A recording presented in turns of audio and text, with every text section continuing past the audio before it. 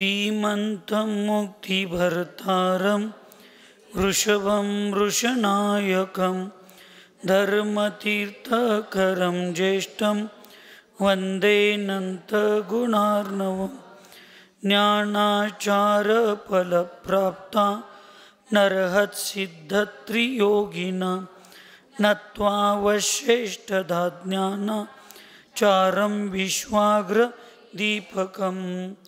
पंच परमेष्टि भगवान की, अहिंसामय विश्व धर्म की, सिद्धांत शास्त्र की, चारित्र परम पूज्य आचार्य श्री सकल कीर्ति महामुनिराज की, चारित्र चक्रवर्ती प्रथमाचार्य शांति सागर जी महाराज की, संत शिरोमणि आचार्य गुरुवर विद्यासागर जी महाराज की, शांत मूर्ति वासर रत्नाकर आचार्य गुरुवर सन्मति सागर जी महाराज की, 3,9 करोड़ महामुनिराजों की आज के आनंद की।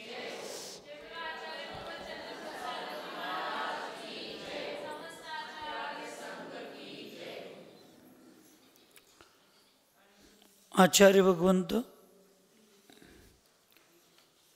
सकल कीर्ती महामुनिराज यांनी या ठिकाणी ध्यानाचं महत्त्व या सगळ्या गोष्टींचं वर्णन करत असताना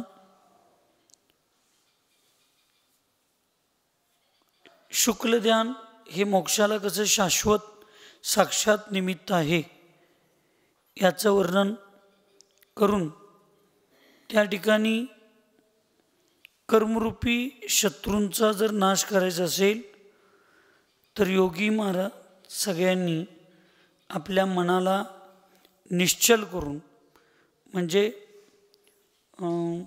स्थिर करून त्या ठिकाणी ध्यान धारण करायला पाहिजे अशा पद्धतीनं सांगून काल बहुतेक 12 प्रकारच्या तपांचं पण झाले ना, 12 प्रकारच्या तपांना धारण करण्याची प्रेरणा त्या ठिकाणी दिलेली आहे। आणि आज आपल्याला या ठिकाणी स्वर्ण सोनं जसं अग्नी तापवल्या अग्नी संस्कार झाल्यानंतर आणखीन चकाकी येते तसं तपाचं महत्त्व काय ते सांगतात। यथाग्निविधिना तप्तं धृतं शुद्धति कांचनं तथा कर्म कलंकी च तपोग्निना भृश स्वात्मा तपोग्निना भृशं वस्त्राद्या समला द्रव्या यद्वत्थौतच्च वारिणः भवन्ति निर्मलास्तद् योगी तपोच्च वारिणः तपोभेषजयोगेन जन्म मृत्यु जरारुज पंचाक्षरातिभिर्सार्ध्यं विलीयन्ते धराशय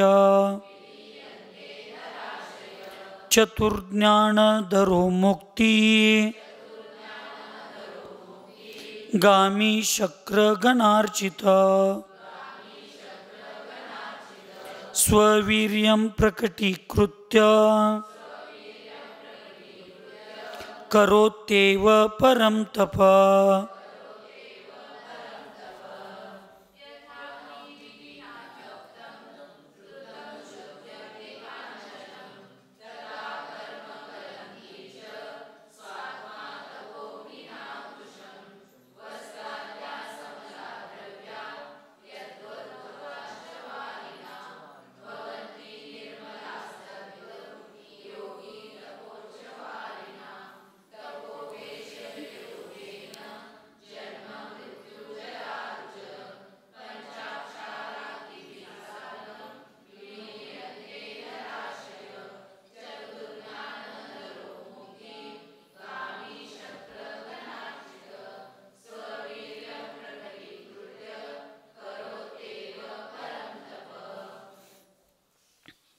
यथा अग्नि विधिना तप्तम धृतम शुद्धती कांचनम. कांचन म्हणजे काय? सोनं. सोन्याला जसं अग्नीमध्ये तापवल्यानंतर धृतम शुद्धती, ते काय होते? सोनं शुद्ध होते. जसं तथा कर्म कलंकीच स्व आत्मा तपोह अग्निना वृषा. तसं कर्म कलंकानं मलिन झालेला आत्मा, अशुद्ध असलेला आत्मा स्व आत्मा तपोग्निना, तपरूपी अग्नीमध्ये त्याला तापवल्यानंतर, विशेषण लक्षात घ्या, तपरूपी अग्नी, तपाला अग्नी म्हटलंय, नाहीतर अग्नीमध्ये जाळल्यानंतर आत्मा शुद्ध होतोय म्हणून उड्या मारत बसचिला. आणि तुम्ही सांगितलं होता म्हणणार अग्नीमध्ये तापवल्यानंतर आत्मा शुद्ध होतोय असं म्हणून चालणार. तपरूपी अग्नीमध्ये, त्याच्यामध्ये तपरूपी अग्नीमध्ये या आत्म्याला जर आत्मारूपी सोन्याला किंवा सोनरूपी आत्म्याला जर गरम केलं, तप्त केलं, तर जसं त्या सोन्यातले अशुद्ध द्रव्य निघून जातात आणि सोनं शुद्ध बनतं, तसं कर्म सगळे जळून जातात आणि आत्मा कसा होतो? शुद्ध होतो, पवित्र होतो, असं आचार्य सांगतात. वस्त्राद्या समला द्रव्या यद्वतौच्चवारिणा भवन्ति निर्मलास्तत् योगी तपोच्चवारिणा. वस्त्राद्या म्हणजे कापड, वस्त्र. समला मलिन वस्त्र, ज्या पद्धतीनं मलिन वस्त्राला काय केल्यानंतर, यदा वारिणा म्हणजे धुतल्यानंतर ते जसं स्वच्छ होतं, तसं या मलिन आत्म्याला, कशानं आत्मा मलिन झाला आहे? श्रीदूला कर्मामुळं. कशानं मलिन झाला आहे? कर्मानं झालं की नाही? त्या कर्मरूपी मलिन झालेल्या आत्म्याला तपरूपी अग्नीनं स्वच्छ धुतल्या. बघा आचार्य किती विद्वान असतात. आता पाणी आणि अग्नी दोन्ही विरुद्ध घटक आहेत, साप आणि मुंगूस आहेत. पण तपाला अग्नी म्हटल्यानंतर कुठलं उदाहरण द्यायचं? तपाला अग्नीचं विशेषण दिल्यानंतर ते कसं सिद्ध करायचं? तपाला पाण्याचं विरुद्ध विशेषण दिल्यानंतर सुद्धा ते कसं सिद्ध करायचं याला कला लागते. तर सुशांत मग ते आगम आपल्याला कळला. अग्नीचं उदाहरण देताना त्यांनी सोन्याचं उदाहरण दिलं. तपाला ज्यावेळी अग्नी म्हटले त्यावेळी त्याने आत्म्याला सोन्याचं उदाहरण दिलं. आणि पाण्याचं उदाहरण ज्यावेळी द्यायचं आहे त्यावेळी त्यांनी मलिन कपड्याचं उदाहरण दिलं. एकाच व्यवस्थेला विरुद्ध दोन विशेषण देऊन ते सिद्ध करायचं एवढं सोपं आहे? सोपं आहे काय? त्याच्यासाठी तुम्हाला उत्तम सागर महाराजांचं ते एक आचार्यशींच्याबद्दल लिहिलेलं 2001-2 सालाला त्यांनी लिहिलेलं हे आहे. त्यांनी आचार्यशींना क्रिकेटर, न्यायाधीश, डॉक्टर, मंत्री, चोर सुद्धा म्हणले त्यांनी. आणि ते सगळं त्यांनी सिद्ध केलं. चोर कसं? चोर जसं दुसऱ्यांची मौल्यवान वस्तू चोरी करण्यामध्ये कुशल असतो, तसं आचार्यश्री सगळ्यांच्या जीवनात मौल्यवान काय? त्यांचं श्रद्धा, आत्मा, मन, त्या मनालाच त्यांनी जगाच्या मनाला चोरलं. बाकीचे तर चोर एकच घर लुटून घेऊन जातात, पण यांनी जगातली सगळ्यात मौल्यवान वस्तू प्रत्येकाला असणारी कुठले? मन, हृदय, त्यालाच चोरलं. आपण म्हणतो की नाही, आता हे मन माझं राहिलं नाही, हे आचार्यशींचं राहिलंय. म्हणजे एवढे मोठे आचार्यशी चोर आहेत. लगेच दुसऱ्या पॅरेग्राफमध्ये ते पोलीस आहेत. मग ते पोलिसाचं सांगताना लगेच म्हणायचं पोलीस, सक्षम पोलीस जसं कितीही चतुर चोर असेल, आरोपी असेल, तर तसं त्याला शोधून काढतात, तसं आचार्यशी एवढे चतुर पोलीस आहेत. कुठलाही कषायरूपी, कर्मरूपी, अनीतिरूपी चोर, आरोपी ह्यांच्या जवळ यायचं बघितला तर यायच्या अगोदर त्याला पकडून त्याला कैदेत टाकतात. इतकी विचित्र माणूस आहेत. उत्तम सागर म्हणजे काय? ते विचित्र माणूस. कुठलं अर्थ कुठं नेऊन कसं लावतील त्याची काही गॅरंटी. त्यांनी 3 दिवस नुसतं एकच प्रवचन करत होतं. आचार्य शांतीसागर महाराजांचा जन्म कुठं झाला ह्याच्यावर 3 दिवस त्यांनी गावाला खूळ लावलं. कोणाला कायच कळणार. हे काय बारक्या पोरग्यात विचार लागल्यात. सगळीजण भोज भोज भोज, कोण येळगुड मामाच्या गावात, कोण भोज, सगळं सांगितलं. आणि मग सांगितले आचार्य पदवी त्यांना समडोईत मिळाली म्हणून आचार्य शांतीसागरांचा जन्म समडोईत झाला. असला विचित्र माणूस.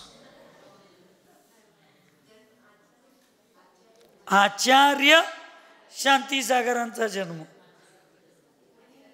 मग आचार्य नाव कवा लागलं त्यांना?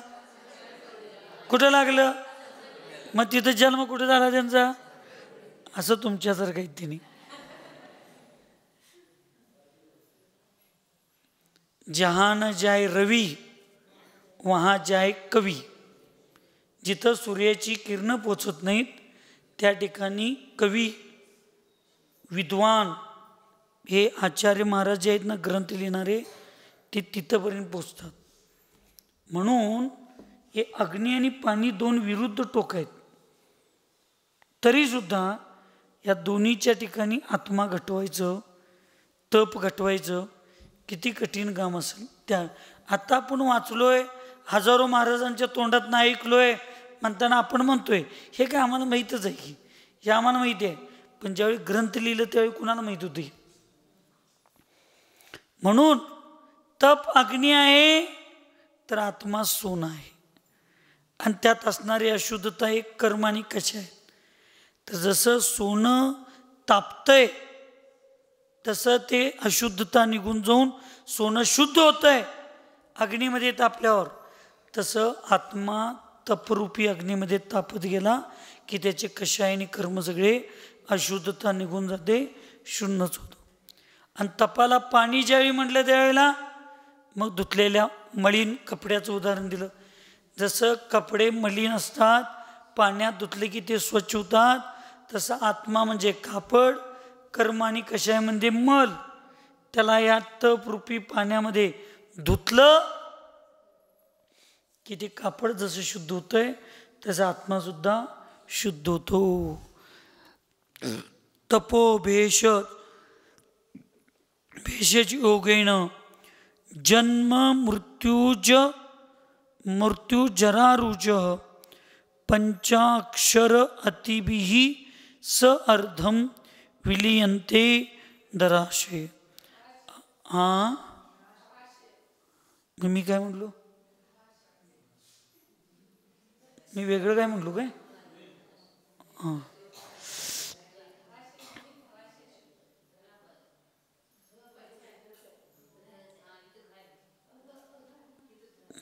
बर. आणि म्हणून तपोभेषज योगेन तपरूपी औषधाच्या माध्यमातून ती योगी सगळे जन्म मृत्यू जरा रज. जन्म मृत्यू आणि जरा म्हणजे म्हातारपण रूपी सगळ्या रोगांना नष्ट करतो. कसे? जसं पांचाक्षर पंचेंद्रिय अरती, अर म्हणजे काय? शत्रू. पंचेंद्रिय रूपी शत्रूंना नष्ट करतो. कसं?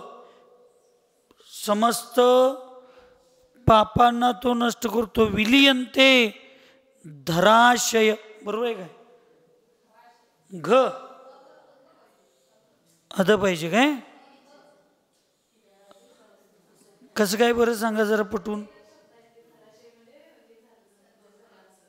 धराशयी केला, श्रीकृष्णांनी कंसाला धराशय पाडले म्हणजे काय केले? त्याचा पराजय केला, त्याचा नाश केला, त्याला जमीनदोस्त केलं असं आहे. तसं इथं सांगितलं जातं की पंचेंद्रिय रूपी शत्रूंना नष्ट केलं जातं. काय केलं जातं? नष्ट. तुम्ही घराशय म्हणजे त्याचा अर्थ सांगा काय?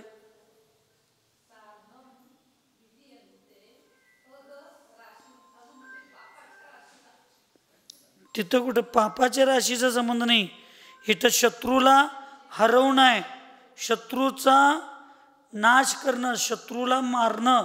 इथं पंचेंद्रिय रूपी शत्रूंचा नाश केला. त्याला इथं वर तुम्ही हिंदीत वाचा, पंचेंद्रिय रूपी शत्रु नष्ट हो जाते.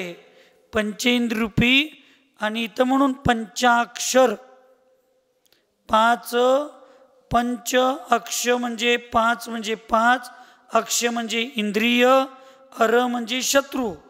पाच इंद्रिय रूपी शत्रूंना त्या ठिकाणी त्यांनी काय केलं? नाश केलं, त्यांचा पराजय केला. आणि चतुर्ज्ञान धरो मुक्तिगामी शक्र गणार्चित, त्या ठिकाणी त्यांनी चार ज्ञानांना धारण करून मुक्तिगामी म्हणजे मोक्षगामी पुरुषांना शक्र गणार्चित म्हणजे शक्र म्हणजे इंद्र, सगळे इंद्र आणि गण म्हणजे चार ज्ञानाचे धारक असणारे मुनी महाराज, ज्यांची पूजा केली जाते अशा त्या योगी महाराजांना आपल्या स्ववीर्यम, स्व म्हणजे स्वतःची शक्ती, प्रकटीकृत्यम प्रकट करून, करोती एव परम तप, स्वतःची शक्ती प्रकट करून त्या ठिकाणी तपाच्या माध्यमातून, कसलं तप? परम. परम म्हणजे काय? उत्कृष्ट तपाच्या माध्यमातून त्यांनी मोक्षाची प्राप्ती करून घ्यायला पाहिजे. जिस प्रकार अग्नि से तपाया हुआ सोना शीघ्र ही शुद्ध हो जाता है, उसी प्रकार यह कर्म मल से कलंकित हुआ आत्मा तपस्चरण रूपी अग्नि से बहुत शीघ्र शुद्ध हो जाता है. जिस प्रकार मलिन वस्त्र पानी से धोने पर निर्मल हो जाते हैं, उसी प्रकार योगी पुरुष भी तपस्चरण रूपी स्वच्छ जल से अत्यंत निर्मल हो जाते हैं. इस तपस्चरण रूपी औषधि से जन्म मरण बुढ़ापा आदि समस्त रोग नष्ट हो जाते हैं. पंचेंद्रिय रूपी शत्रु नष्ट हो जाते हैं और समस्त पापों की राशि नष्ट हो जाती है. जो मोक्षगामी पुरुष चारों ज्ञानों को धारण करने वाले हैं और समस्त इंद्र जिनकी पूजा करते हैं, ऐसे योगी पुरुष अपनी शक्ति को प्रकट कर सदा उत्कृष्ट तपश्चरण करते हैं. म्हणजे जे मोक्षगामी पुरुष ज्ञान, चार ज्ञानाचे धारक आहेत असे जे पुरुष आहेत, योगी आहेत, ज्यांची पूजा कोण केली जाते? ऐकू येत नाही. इंद्र सुद्धा त्यांची पूजा करतो. तुमची पोरं तर तुमची पूजा करतात काय? हा नाही. स्वर्गातला इंद्र द्वादशांग ज्ञानी, ज्याची ताकद जम्बूद्वीप उलट सुलट करायची, ज्याच्यामध्ये ताकद आहे, असा सौधर्म इंद्र अशा योगी महाराजांची येऊन पूजा करतो. आणि पुरुष पर्यायामध्ये आपण योगी, इथं 4 ज्ञान लिहिले, आपण 2 ज्ञानाची तर योगी पंचमकालात नक्की होऊ शकतो, मती आणि श्रुत ज्ञानी. तर त्यांची सुद्धा पूजा येऊन ते करतात.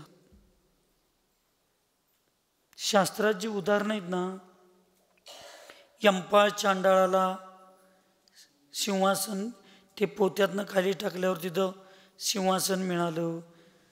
त्याच्या ते सुदर्शन शेठजीला गळ्यात हार झालं सुलीचं.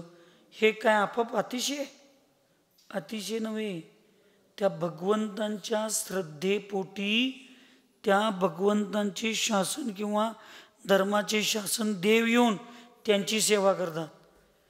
मग यंपाळ चांडाळाची सेवा देव करू शकतात, त्यांचं संकट दूर करू शकतात. तर तुम्ही कट्टरचा अर्थ आतंकवादी नव्हे, अनेकांतवादी होऊन तुम्ही जर वीतराग भगवंतांची श्रद्धा भक्ती पूजा केला तर तुमचं संकट हे धर्मशासन रक्षक देव करू शकत नाही. पण तुम्ही मालकाला सोडून नोकरापाशी जाऊन बसायला लागला.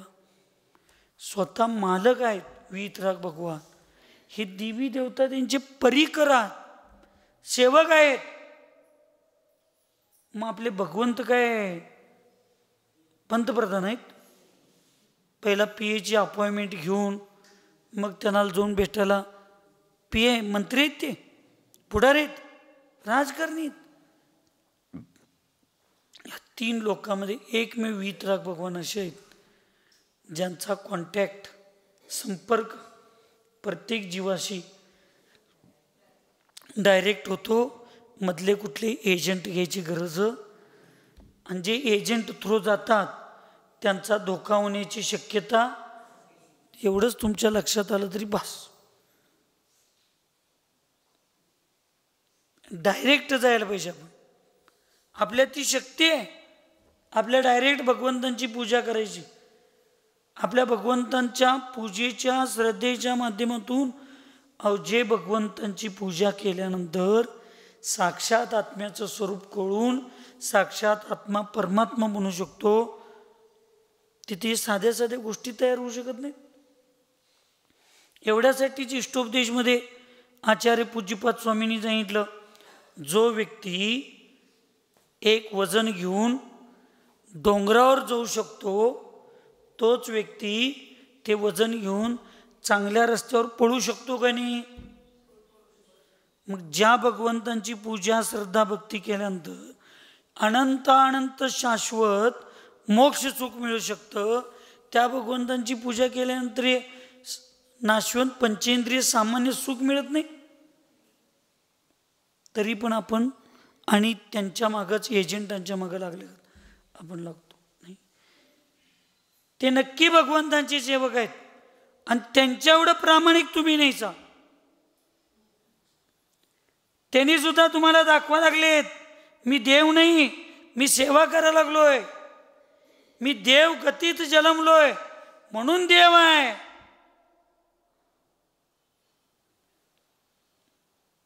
माझं नाव कुबेर आहे, मी कुबेर नाही. आता माझं नाव कुबेर आहे म्हणून मी स्वर्गातल्या कुबेरागत वागायला लागलो तर कोतीत चालल? तसं मी देवगतीत जन्मलोय म्हणून मी देव आहे. तर तुम्ही जो देव समजायला लागलाय मला, तो देव मी. तुम्ही ज्या देवाची पूजा करायला लागलाय ना, त्याच देवाची मी पूजा करायला इथं आलोय. मी पण सेवा करायला आलोय. मी पण तुमच्यासारखा एक भक्तच आहे. हेच प्रतीक प्राचीन मूर्तीमध्ये हे देवी देवता शासन आहेत, ते कोणच्यावर डोळा लागले? हे सगळे ते आपल्यासारखे भक्त आहेत. आता तुम्ही उद्या म्हणशील ही आमच्यात जुनी पद्धत होती तसं, मला शिखरजीला जायला जमत नाही म्हणून शिखरजीला जाऊन आलेल्यांचं आम्ही काय करायचं? खरं आहे का खोटं आहे? आता शिखरजीला तुला जायला जमत नाही म्हणून शिखरजीला जाऊन आलेल्याचं पाया पडल्यावर शिखरजीला गेलेलं पुण्य लागतंय.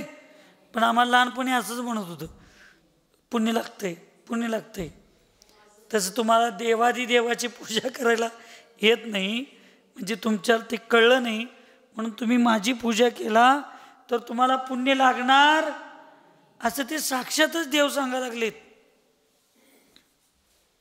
शांतीनाथ विधानामध्ये काय सांगतात? मी शांतीनाथ भगवंतांची पूजा करायला लागलोय, तुम्ही पण ह्या इंद्रातले देव, ह्या स्वर्गातले देव, तुम्ही तुमच्या सहपरिवार या, आपण दोघं जण मिळून भगवंतांची पूजा करूया. त्याच्यात पंडितांनी सांगायला काय चालू केलं बघा, शांतीनाथ विधानात पण देवांच्या परिवाराची पूजा आहे की नाही? आम्ही पण होय, बरोबर बरोबर. नंदी बैलागत मान हलवत बसतोय नुसतं, बंधावर संगट बंधानू, होगावर संगट, बस एवढंच आमचं काम. तसं नाही, लक्षात ठेवा. ह्याच्यात त्या देवाची काही चूक नाही. आम्ही देवांना नावं ठेवतोय ना, देवाची चूक काही नाही, लक्षात ठेवा. चाकूचा निर्माण करणाऱ्या व्यक्तीनं फळं चिरायसाठी चाकू केलं. आता त्याचा वापर आम्ही माणसं चिरायला जर करायला लागलो तर मग त्या चिरणाऱ्याबरोबर त्या तयार केलेल्याला पण फाशीची शिक्षा द्या म्हटलं तर चालेल? तसं कुठलेही देव म्हणत नाही माझी पूजा करा. ते देव आम्हाला उलट सांगा लागलेत, मला सुद्धा त्यांच्यासारखं मोक्ष पाहिजे म्हणून मी पण तुमच्यासारखं मोक्षाची अभिलाषा ठेवून मी वीतराग भगवंतांची पूजा करायला आलोय. माझं सौभाग्य आहे. हा, तुमच्यापेक्षा मी जरा श्रेष्ठ आहे का? तुम्ही लांब बसून पूजा करलाय, मी साक्षात त्यांच्या परिकर म्हणून पूजा करू. सक्की बहीण भाऊ आणि चुलीतले भाऊ, हे चुलत भाऊ बहीण आणि भावकीतले भाऊ बहीण यात फरक आहे की नाही? पिक्चर टाकीत गेले की स्टॉल, बाल्कनी, फर्स्ट, ह्यात फरक आहे की नाही? पिक्चर तेच बघायला लागलेत की नाही? गेलता की नाही पिक्चर बघायला? सन्मतीनगर कुठला? एक दुजी केली आहे. हां, पिक्चर बघायला संकट येतात आणि आहार द्यायला कसं काय येत नाहीत बरं? ते आहेत की नाही, 3 स्टेप आहेत की नाही तिथं बाल्कनीवर. मग पिक्चर तेच दिसते काय वेगळं आहे?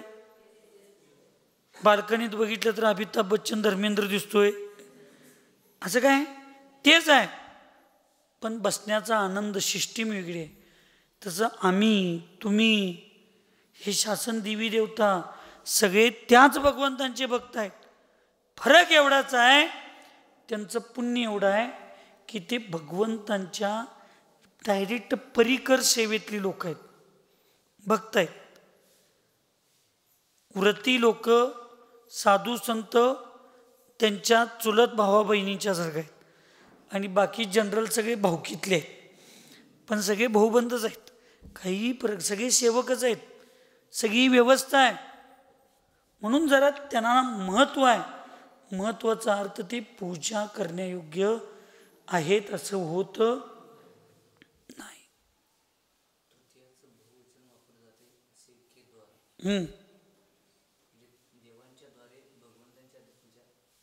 केली जाते. एवढं मला ज्ञान असतं तर मग पंडितांच्याकडे करून घेतलो असतो का? असं श्रावक म्हणा लागले. मी नव्ह, श्रावक म्हणतात. एवढं आम्हाला संस्कृत कळलं असतं तर मग आमचा मीच केलो असतो कोणी. म्हणून सांगण्याचा उद्देश एवढाच आहे की सगळं आपल्या हातात आहे, आपलं डायरेक्ट कॉन्टॅक्ट आहेत. आपण तप कसं करायचं, आधार घेऊन काय करू नका, डायरेक्ट करा. पंचेंद्रिय सुखासाठी वट्ट करू नका. एकासन, षोडशकारण काही करायचं आहे तुम्हाला. पण एक एक जण एवढी हुशार आहेत,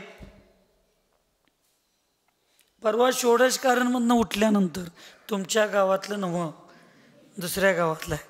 षोडशकारांना उठल्यानंतर सगळ्या महाराज माताजींचं दर्शन करत फिरत फिरत आणि कुळस्वामी तीन दिसल्यावर जाऊन आल्यातच, तिथं पण जाऊन आल्यातच.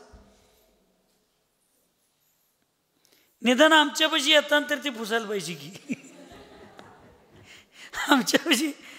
आणि विचारल्यावर आणि सांगत्यात येता येतं तिथं होतं म्हणून जाऊन आलो. म्हणजे किती दिवस आपण षोडशकारण, दशलक्षण, रत्नत्रय नेमकं कशासाठी करावं लागलोय याचा अर्थच आम्हाला माहीत नाही. परवा सांगितलं तुम्ही शेंगदाण्याची पोळी खाण्यासाठी दशलक्षण लुपी घेणारी आजी, सांगितलं तुम्ही.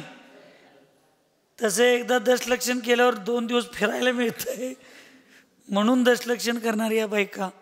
पण कुठं फिरावं, किती फिरावं, काय फिरावं कळायला पाहिजे. तीर्थंकरादि के तपों का वर्णन आदि देवोपि वर्षांते पारणं कृतवान् भुवि अन्यैरपि जिनाधीशै सर्वैः कृतं तपो महत् धीरो बाहुबली कृत्वा वर्षैक प्रोषधान परान युत्सर्गस्त सुयोगेन केवल ज्ञानमापभो इत्याद्या प्रवरा सर्वे पुराण पुरुषा अहो बलाद्यन्ये तप कृत्वा घोरं मुक्तिपदं ययुः.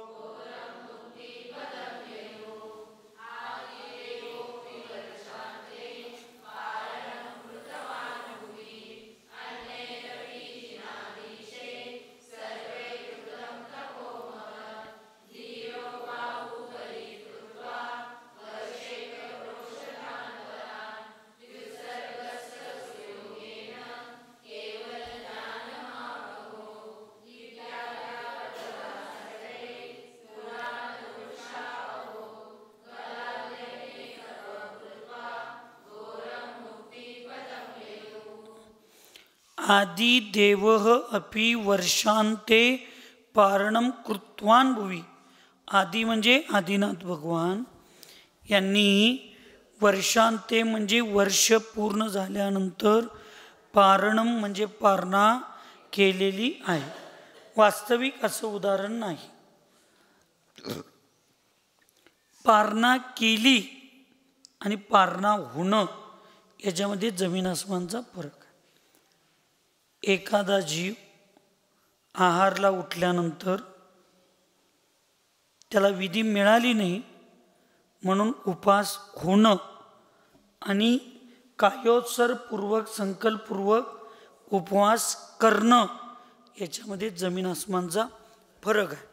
आचार्यांना फक्त शक्ती दाखवायची आहे तपश्चरणीची की 6 महिन्याचा संकल्प आदिनाथ मुनी महाराजांनी केला आणि परत 6 महिने काही दिवस आहार मिळाला नाही, विधी मिळाली नाही, तरी सुद्धा त्यांनी व्रताला सोडलं. एवढी मोठी तपस्या आहे असा अर्थ लावायचा इथं. नाहीतर इथं शब्दशः घ्यायचं नाही की 1 वर्षानंतर पारणा केली. पारणा तर त्यांची 6 महिन्यानंतरच होणार होती. त्यांनी संकल्प किती महिन्याचा केलता? पण पुढं 6 महिने त्यांना आहारला उठत होते पण विधी मिळत नव्हती आणि 1 वर्षानंतर त्यांची पारणा झाली. 1 वर्ष त्यांनी उपवासाची तपस्या केली पण त्यांनी डगमगले हे सांगायचं इथं. अन्यैहि अपि जिनादिशै सर्वैहि कृतं तपोमत. अन्य जे अन्य काही तीर्थंकर किंवा महापुरुष अन्य केवले आहेत त्यांनी सुद्धा उत्कृष्ट पद्धतीनं त्या ठिकाणी काय केलेलं आहे, तपाची म्हणजे तप करून महत्त्व स्वतःचं कर्माची निर्जरा केलेली आहे. धीरो बाहुबली ही कृत्वा वर्ष एक प्रोषधान प्राण. धीर वीर असे बाहुबली भगवंतांनी सुद्धा मुनी अवस्थेमध्ये 1 वर्षापर्यंत काय केलं, उपवास करून तपस्या केली. त्यांची पारणा झाली हे त्याने गडबडीत म्हणणार, 1 वर्षानं पारणा केली. बाहुबली भगवान आहारला गेले, भरत चक्रवर्ती आहारला गेले नाही. दीक्षा घेतल्यानंतर अंतर्मुहूर्तात ज्यांना केवळ ज्ञान प्राप्त होते ते अंतःकृत केवले असतात. तसं बाहुबली भगवान होते, पण एक घोर तपस्वी भरत भगवान होते. पण बाहुबली भगवान 1 वर्ष दीक्षा घेतल्यावर एका स्थानावर उभा राहिले आणि बिन आहारला जाता केवळ ज्ञान झालं. असे धीर वीर बाहुबली भगवंतांचं आहे. व्युत्सर्गस्थ सुयोगेन केवल ज्ञानमाप भो. म्हणजे उत्सर्गस्थ सुयोगेन म्हणजे सु म्हणजे चांगले योग, उत्कृष्ट योग, श्रेष्ठ योग धारण करून त्या ठिकाणी कायोत्सर्गामध्ये विराजमान होऊन केवळ ज्ञानाची प्राप्ती कोणाला झाली, बाहुबली भगवंतांना झाली. इत्याद्या प्रवरा सर्वे पुराण पुरुषा अहो. अशा प्रकारे अनेक महापुरुषांनी त्या ठिकाणी, पुराण पुरुष म्हणजे महापुरुषांनी बलाधी अन्ये तप कृत्वा घोरम मुक्तिपदम येयू. आपल्या शक्तीनुसार किंवा शक्तीच्या पलीकडे जाऊन अनेक प्रकारचे श्रेष्ठ तप करून त्या ठिकाणी मुक्तिपदाची प्राप्ती करून घेतलेली आहे असं आचार्य भगवंत तिथं सांगतात. देखो काय म्हणा की म्हणायचं आहे आणि देखो म्हणजे नुसतं बघत बसलायचा. देखो भगवान ऋषभदेव ने 1 वर्ष के बाद पारणा किया था तथा अन्य समस्त तीर्थंकरों ने सर्वोत्कृष्ट तपश्चरण किया था. अत्यंत धीर वीर बाहुबली ने भी 1 वर्ष का उत्कृष्ट उपवास किया था तथा श्रेष्ठ योग धारण कर कायोत्सर्ग से विराजमान होकर केवल ज्ञान प्राप्त किया था. इस प्रकार समस्त श्रेष्ठ महापुरुष अपनी शक्ति के अनुसार घोर तपश्चरण करके ही मोक्ष पद में जा विराजमान हुए हैं. म्हणजे घोर तपस्या केल्याशिवाय मोक्षाची प्राप्ती होत सहजासहजी काय मिळतं, सहजासहजी मिळेलं फार टिकतं. नुसतं देवाचं पाया पडून लई पुण्य मिळतं, ते पुण्य फार दिवस टिकतं. म्हणून फार पुण्य मिळवायसाठी देवाची पूजा करायला लागते आणि ते पण साधू संतांच्या मुखातून आणि सानिध्यात केलं तर त्याचं पुण्य फार लागते. म्हणून 16 दिवस शुक्ल पक्षामध्ये शांतीनाथ विधान आलेलं आहे. माताजींच्या सानिध्यात, महाराजांच्या सानिध्यात, परम ज्ञानी ध्यानी सरळ सागर महाराजांच्या श्री मुखारविंद वाणीतून हे सगळे बीजाक्षर ते म्हणत ऐकत पूजा केला तर तुमचं तुम्ही पूजा करणं आणि साधू संतांच्या सानिध्यात पूजा करणं याची परम विशुद्धी वेगळी असते. त्यामुळे सहजासहजी मिळवण्याचा प्रयत्न करू नका. प्रयत्नपूर्वक पुरुषार्थपूर्वक तपश्चर्या पूजा धर्म केलं तर त्याचं पुण्य जास्त असते. तो सगळा पुरुषार्थ तुम्हाला आम्हाला मिळू दे, एवढीच मंगलमय भावना करण्याचं सामर्थ्य येऊ दे, एवढीच मंगलमय भावना करतो. नमतो. सुखी रहे सब जीव जगत में, कोई कभी न घबरावे, वैर पाप अभिमान छोड़ जग, नित्य नए मंगल गावे. ओम नमः. सबको क्षमा, सबसे क्षमा.